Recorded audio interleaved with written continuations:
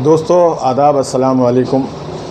आज जैसा कि आपको मालूम है, जिस तरह का लॉकडाउन चल रहा है और जिस तरह के हालात अभी हालिया दिनों में पैदा हुए, कुछ गलत फहमियों की वजह से और कुछ वीडियो सोशल मीडिया पर और मीडिया पर वायरल होने की वजह से, तो मैं आज यहाँ एक ख़ास मुद्दे को लेकर आप लोगों के बीच में आया हूँ, क्योंकि वक्त बहुत कम है और वक्त बहुत ज़्यादा जो है आज का जो वक्त चल रहा है बहुत ही ज़्यादा संगीन है।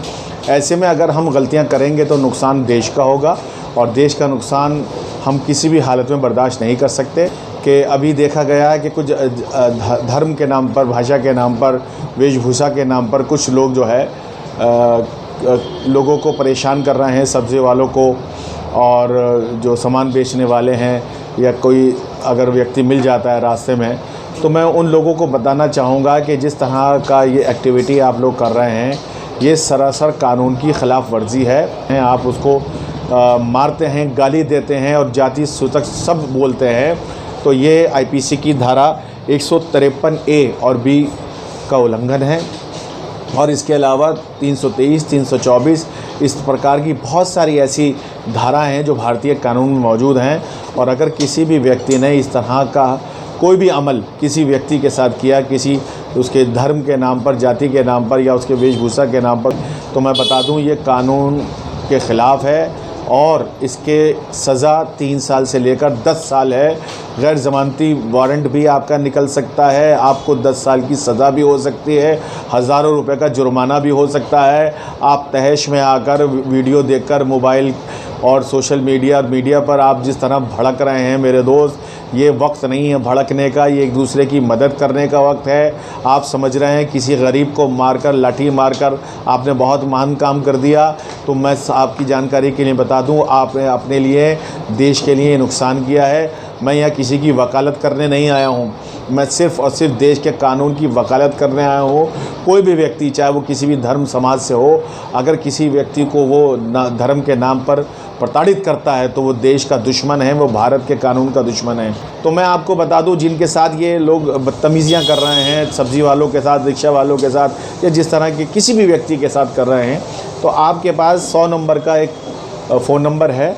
आप 011 और 100, आप 100 नंबर डायल कीजिए अपने मोबाइल से, इसका पैसा भी नहीं लगता है। आप सीधे उस व्यक्ति की कंप्लेंट दर्ज कराइए। मैं आपको बता दूं, जिनके साथ ये जुल्म हो रहा है वो 100 नंबर की कॉल करके उस व्यक्ति के ख़िलाफ़ मुकदमा दर्ज कराएं, शिकायत करें पुलिस में, जिसने उसको डंडा लेके मारा, गाली दी, उसके धर्म का नाम लेकर, उसकी जाति का नाम लेकर, उसके वेशभूषा का नाम लेकर।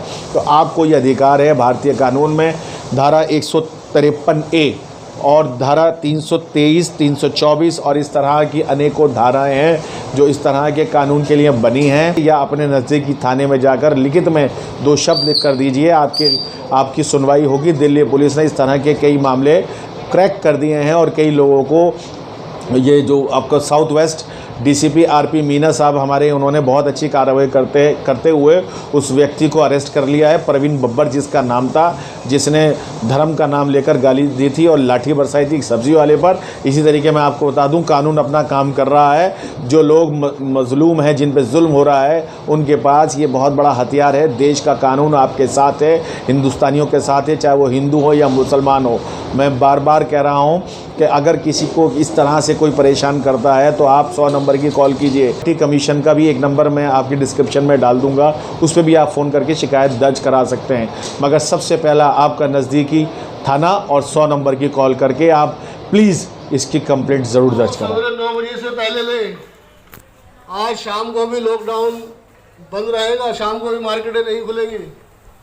ये दिल्ली पुलिस का ऑर्डर है कि जिसको सामान लेना हो सवेरे सवेरे ले। जिसको भी ज़रूरत का सामान लेना हो वो सवेरे सवेरे ले। शाम को भी मार्केटें बंद रहेगी। सभी भाई बहनों से अपील है कि ज़रूरत का सामान जो लेना हो सवेरे सवेरे ले। लॉकडाउन का पालन करें, धारा 144 लगी हुई है, नहीं तो मास्क का प्रयोग करें। सभी भाई बहनों से अपील है, कृपया घर के अंदर रहें। जिसको भी जरूरत का सामान लेना है वो 9 बजे से पहले ले ले। जिसको भी जरूरत का सामान लेना है वो सवेरे 9 बजे ले ले, उसके बाद मार्केटें नहीं खुलेंगी। तो सभी भाई बहनों से, बुजुर्गों से अपील है, कृपया घर में रहें, दूरी बनाकर रखें। कोरोना वायरस को अगर हराना है तो हम घर में रहकर ही उसको हरा सकते हैं। बहुत बहुत शुक्रिया, बहुत बहुत धन्यवाद।